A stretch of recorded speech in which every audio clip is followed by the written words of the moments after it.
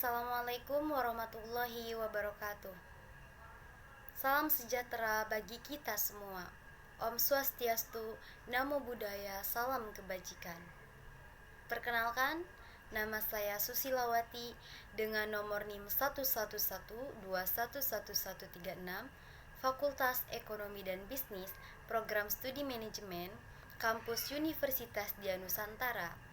Di sini saya akan memaparkan sebuah presentasi mengenai tugas besar pengantar ekonomi makro yang diberikan oleh Bapak Muhammad Eksan Eskom MM. Langsung saja, di sini saya akan memaparkan mengenai ekonomi makro. Pertama-tama, kita harus mengetahui terlebih dahulu apa pengertian ekonomi makro. Menurut Kamus Besar Bahasa Indonesia atau KBBI, ekonomi adalah ilmu mengenai asas-asas produksi, distribusi, dan pemakaian barang atau harta seperti keuangan, perdagangan, dan perindustrian. Sedangkan, apa itu makro? Merujuk pada jumlah atau ukuran yang besar. Maka dari itu, bisa disimpulkan bahwa makroekonomi adalah bahasan ilmu ekonomi berskala besar. Dengan kata lain, ekonomi makro adalah cabang ilmu ekonomi seputar ekonomi secara keseluruhan, termasuk kinerja, perilaku, hingga proses pengambilan keputusan. Ini juga masih berkaitan dengan penggunaan faktor produksi secara efisien agar tercipta kesejahteraan masyarakat yang maksimal. Menurut Bapak Ekonomi Dunia, Adam Smith, makroekonomi adalah sebuah upaya untuk menganalisis suatu fenomena atau peristiwa, biasanya guna mengetahui sebab akibat dari peristiwa tersebut. Sementara itu, menurut Budiono, penulis buku Ekonomi Makro, apa itu ekonomi makro? Merujuk pada cabang ilmu untuk mengetahui pertumbuhan perekonomian suatu negara serta pokok-pokok ekonominya dalam jangka pendek maupun jangka panjang. Kita langsung bahas ke bentuk kebijakan ekonomi makro. Beberapa kebijakan dalam ekonomi makro adalah sebagai berikut. 1. Kebijakan moneter. Kebijakan pertama dari ekonomi makro adalah kebijakan moneter. Kebijakan ini juga menjadi pembeda antara ekonomi makro dengan ekonomi mikro. Dalam pelaksanaannya dilakukan oleh Bank Indonesia sebagai bank sentral negara.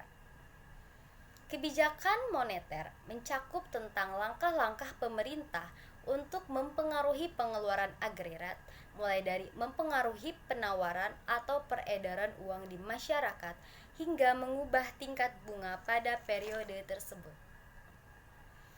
Yang kedua adalah kebijakan fiskal. Dalam mempengaruhi pengeluaran agregat atau jalan perekonomian suatu negara, pemerintah menerapkan kebijakan fiskal melalui langkah-langkah untuk mengatur pemasukan dan pengeluaran negara. Peran kebijakan fiskal dalam ekonomi makro adalah guna mempengaruhi pendapatan nasional, tingkat investasi nasional, distribusi pendapatan nasional, dan sebagainya. Yang ketiga adalah kebijakan segi penawaran. Kebijakan terakhir dalam ekonomi makro adalah kebijakan segi penawaran yang lebih menekankan pada keseimbangan neraca keuangan negara atau perusahaan. Kebijakan segi penawaran juga digunakan dalam peningkatan efisiensi kegiatan produksi suatu usaha dan gairah untuk bekerja dengan cara mengurangi pajak pendapatan rumah tangga. Umumnya, pemerintah melaksanakan kebijakan ini melalui pemberian insentif pada perusahaan-perusahaan yang terus berinovasi, menggunakan teknologi terbaru, dan melakukan pengembangan kualitas produknya. Mengenai pembahasan selanjutnya adalah ruang lingkup ekonomi makro. Dalam penerapannya ada 3 ruang lingkup utama ekonomi makro, diantaranya adalah 1. Kebijakan pemerintah, 2. Menentukan perekonomian negara, 3. Pengeluaran agregat atau menyeluruh.